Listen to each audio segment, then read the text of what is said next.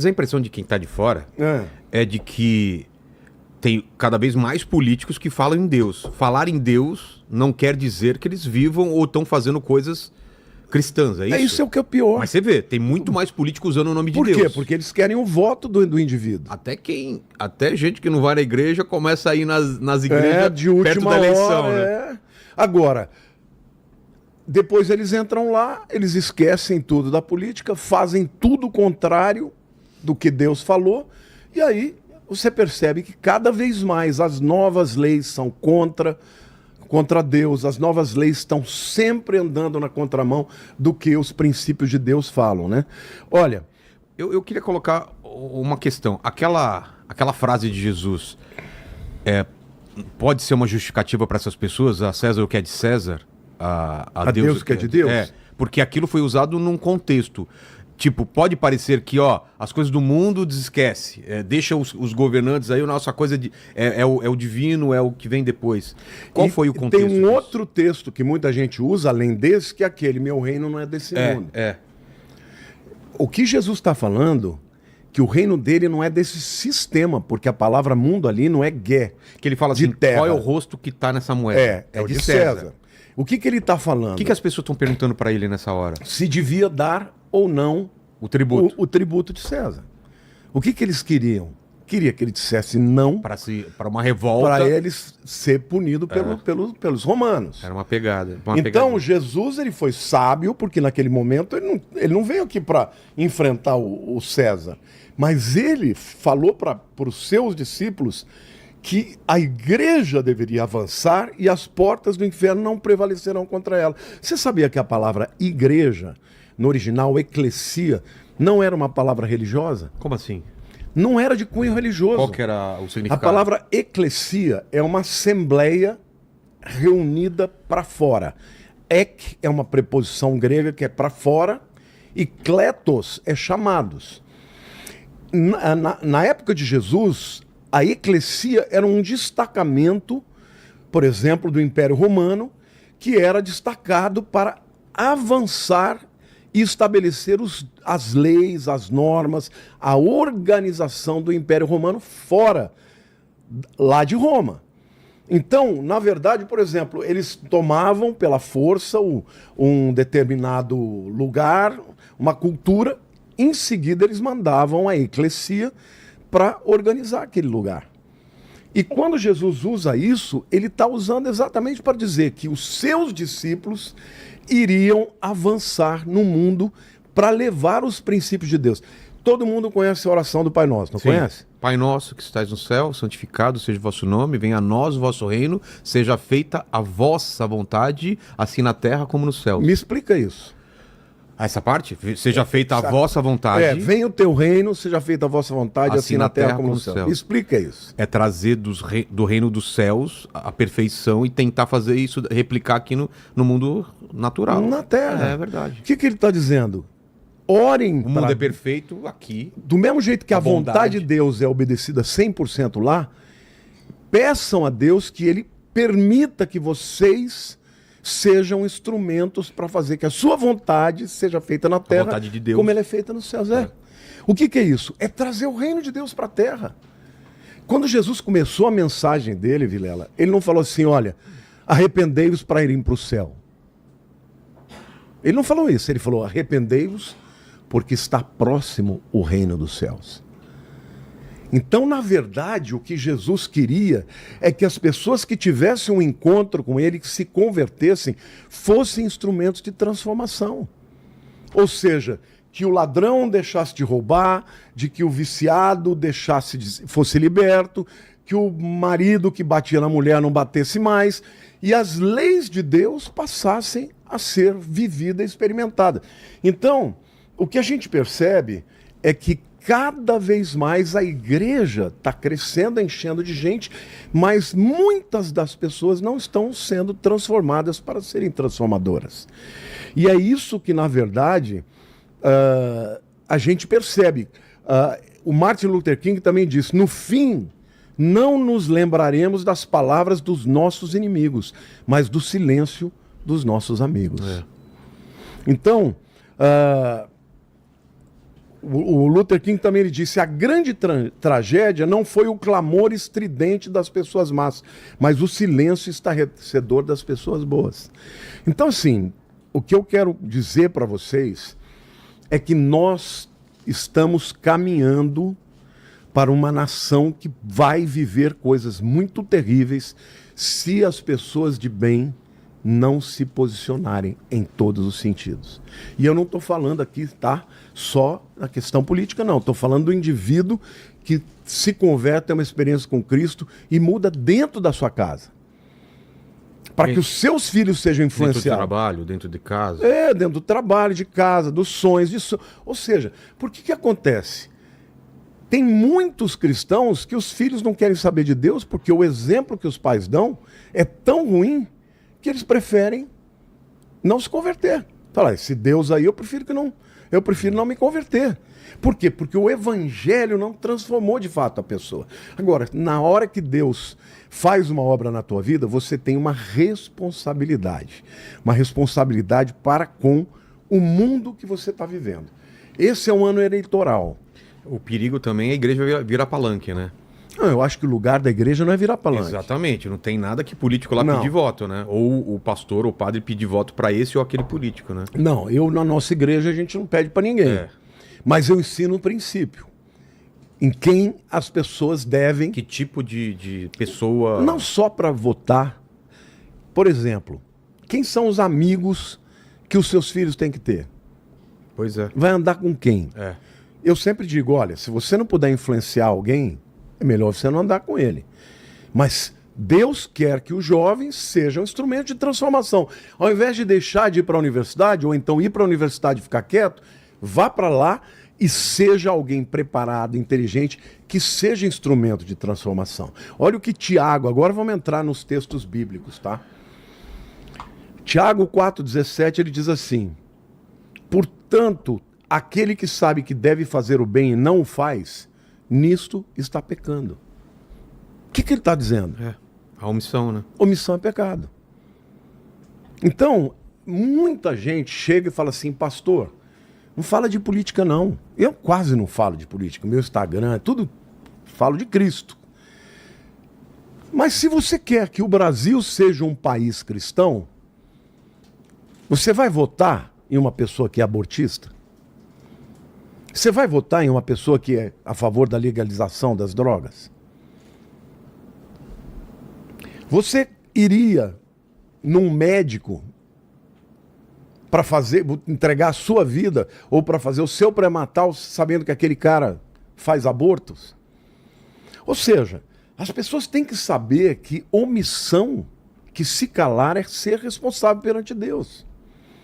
Então, Provérbios 24 também diz assim, ó: livra os que estão sendo levados para a morte e salva os que cambaleiam indo para serem mortos. O que Deus está falando? Está falando que a gente deve orar desse jeito. Você conhece a história de Esther? Sim. A rainha Esther? Sim. Você sabe que ela era judia, né? E ela era órfã, foi criada por um primo dela, chamado Mordecai. E num certo momento da história, no Império Persa, lá em Suzã, o que acontece? Um homem chamado Amã, que era um amalequita, que odiava o povo judeu, ele se torna primeiro-ministro. E na hora que ele se torna o primeiro-ministro, ele induz o rei a fazer um decreto para exterminar os judeus. Só que nesse meio tempo, antes disso acontecer, o que aconteceu? A rainha Vasti, que era esposa do rei, ela fez uma desfeita para ele, ele chamou para que ela comparecesse diante do banquete, ela não foi e ele mandou ela embora. Aí fizeram um concurso de beleza. Que chá é esse aí? Quer também? O que é? O que é? Camomila? Ah, bom, né? Quer? Vai me deixar aí com vontade. Ó só, hein? Aí ela a Vasti foi abandonada, ficou separada, e ele fez um concurso de beleza e Esther ganhou. Esther ganhou, o tio dela, o primo dela, falou: ó, não conta pra ninguém que você é judia. Só que quando acontece desse decreto ser feito, o Mordecai, que é o primo dela, chama ela e fala assim: olha, Quem sabe se não foi para essa razão que Deus te colocou aí? Porque você é judia. Se você não falar nada, você pode até ser livre. Mas Deus vai levantar outra pessoa no teu lugar. Então, olha o que ele fala lá em Ester 4:4. Porque se de todo te calares agora, de outra parte se levantará para o judeu socorro e livramento. Então, Vilela, cada um de nós recebe de Deus uma oportunidade de fazer diferença. E quando a gente tiver essa oportunidade de fazer diferença, a gente tem que fazer. Você sabe que no ano de 1973 houve uma guerra, né, dos inimigos de Israel, Sim, chamada Guerra do Yom Kippur. E naquela época, o secretário-geral dos Estados Unidos era o Henry Kissinger, judeu. E o presidente era o Richard Nixon. Ele estava no meio de um processo de impeachment. Por causa daquele negócio de escuta. Watergate. Né? Watergate, exatamente. A Golda Meir, ela liga para o Henry Kissinger, judeu, e fala: secretário, se vocês não mandarem armas, se vocês não mandarem ajuda, Israel vai ser destruído, obliterado. Devastado. Por quê? Porque essa guerra chama Guerra do Yom Kippur, porque num dia de Yom Kippur, todo mundo de feriado nas sinagogas, e os inimigos invadiram. Eles foram pegos de surpresa de todos os lados, eles não tinham como vencer. Nessa hora, a Golda, ela pede ajuda para os judeus. Sabe o que ele falou? Ele falou: let the Jews bleed a little. Deixe os judeus sangrarem um pouco. Isso que eu estou falando não é invenção, tá? Tem um documentário feito por um jornalista de Nova York, um judeu, chamado Against All Odds, contra todas as probabilidades. Ela pega o telefone que ela tinha direto e liga para o Richard Nixon. E aí ele fala o seguinte, que quando ele era jovem, não era judeu, quando ele tinha uns 10, 11 anos, todas as noites a mãe dele orava com ele. E um dia a mãe dele olhou para ele e falou: meu filho, eu quero dizer uma coisa para você. Um dia você vai ser levantado por Deus. E quando você tiver na oportunidade de ajudar o povo judeu, você ajude. Nossa. Porque foi para isso que Deus te levantou. Então ele diz que quando a Golda Meir começou a falar para ele: presidente, nos ajude, era como se fosse a voz da mãe dele falando para ele. E aí ele mandou aviões com armas, com suprimentos, com tudo, e os judeus ganharam. Imagine se ele não tivesse feito a diferença. Então, na verdade, o que eu queria dizer para cada um de nós aqui é que todos nós podemos fazer diferença. Não está na hora, sabe, daqueles que são cristãos, que têm fé, que estão olhando e vendo as coisas horrorosas que estão sendo feitas, não falar nada. Nós temos que gritar, nós temos que bradar, nós temos que falar. E eu não estou falando aqui só de política, tá? Não vou citar ninguém, vou falar de nada. Eu quero falar para você do papel do cristão de ser resistência. Porque esse é o chamado de Jesus. Ele diz: olha, toda a autoridade me foi dada no céu e da terra. Portanto, ide por todo mundo e fazer discípulos em todas as nações. A igreja tem que ser instrumento de transformação. O cristão tem que abrir a boca. Nós não podemos calar diante dos desmandos. Hoje, qualquer um vai na televisão, né, e começa a bradar. E você quer ver uma outra forma de você protestar? Rede social? Rede social.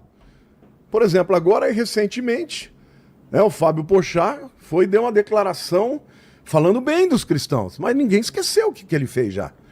Todas as paródias que ele faz de Jesus. Mas o que ele falou agora? Não, ele falou: não, se você pegar, você entra numa comunidade pobre, o indivíduo. Copiou o discurso do Pondé, né? Porque o Pondé já defendia isso antes. Falou bem, até gostei que ele tivesse falado, mas espero que seja sincero. Porque, na verdade, o que ele fez a vida inteira é ridicularizar a gente, nos tratar como se fossem idiotas. Agora, por que estão fazendo isso? Porque os cristãos estão tomando posição e estão abandonando esses caras. E hoje, se você não tem gente que te segue, se você vai fazer um show e ninguém vai, você perde dinheiro. Tá sem açúcar e adoçante, tá? Se quiser tem aqui. Não, do lado. eu gosto sem açúcar. É mesmo? É. Então, o que Deus tem falado comigo, Vilela, é que a igreja não pode se calar. E Jesus, certa vez, ele disse, olha, casa dividida não se estabelece.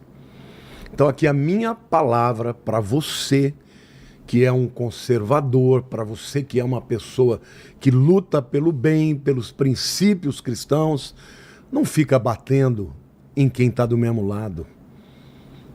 Não faz isso por causa de um hype, não faz isso por causa de, sabe, ganhar. O que eu vejo é que as maiores críticas que eu recebo vêm dentro dos próprios cristãos. Exato, falar- mas por quê? De falar assim, pô, Vilela, você que é cristão recebe essa pessoa, ela não entende que meu papel aqui é falar com todo mundo e ela tá me julgando, sendo que ela deve ter algum problema pra resolver também na vida dela, né? Mas tá lá na rede social. Não, se você fosse um cara nichado, Ah, sim, sim. você não ia... Fosse um podcast gospel, né? Não, você não ia poder falar com as outras pessoas. Exato. Esse é o teu chamado. Exato. Você está aqui para abrir para todo mundo e você tem que abrir para todo mundo. Mas mesmo essa briga, né? Pô, você traz padre, aí os evangélicos ficam chateados. Você traz pastor, os... Traz espírita, traz ateu, esse é o teu Exato, papel. Exato. Para cada um ouvir E tomar decisão. e tomar decisão. Agora, você é um Mas um as pessoas palco acham importante. que eu mudo minha opinião porque a pessoa tá aqui. Não, eu respeito a opinião dela, mas eu não. tenho minha convicção e eu tenho minha fé. Ela não muda. Muitas vezes você nem se posiciona, você só faz a pergunta. Claro, faço pergunta. E às vezes eu até falo, ó, eu não acredito em reencarnação, mas me explica como funciona, sabe? A pessoa sabe que eu não acredito, mas eu quero muito entender por que ela acredita naquilo. E assim vai. Então, assim, o que eu fico pensando? Que a igreja é muito omissa. E sabe por que omissa? Porque está indo muito bem. Você sabe que quando no Porque início... tá indo muito bem? Vou explicar o que eu estou querendo dizer. Porque a gente não tá numa fase pesada de perseguição, pelo menos aqui no mundo ocidental. Não está nem perto do que pode se tornar. Mas em alguns lugares aí tem perseguição, né? Não no Brasil, né? É. Eu estou falando do Brasil. Ah, sim, não, aqui. Porque, por exemplo, a igreja primitiva, Jesus disse que eles teriam que pregar Jerusalém, Judéia, Samaria e confins da terra. Eles pregaram? Não, eles ficaram lá dentro. Sabe o que Deus permitiu? Que viesse a perseguição.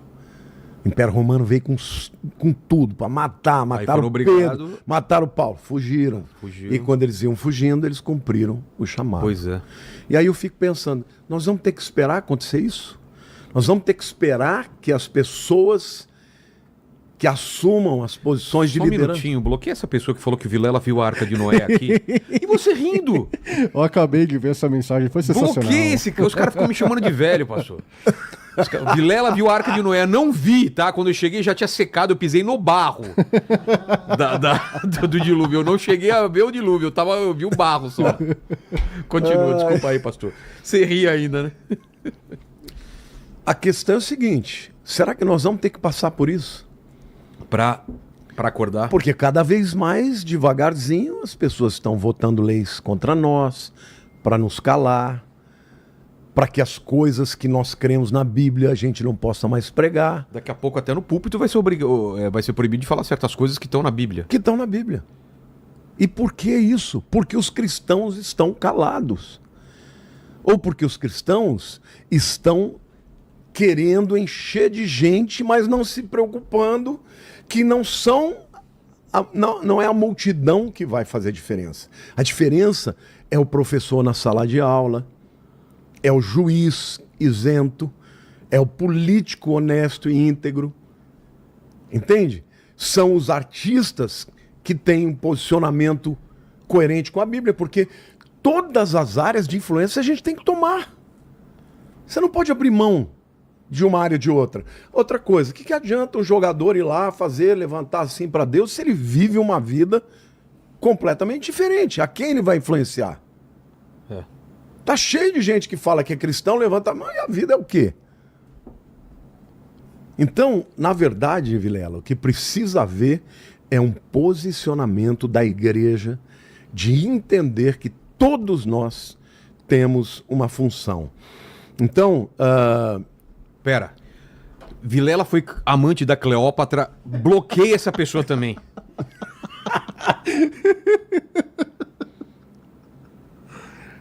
Ô, Homer. Segunda, hein? Segundo, o chat Continua. tá impossível hoje. Eu tô hein? vendo.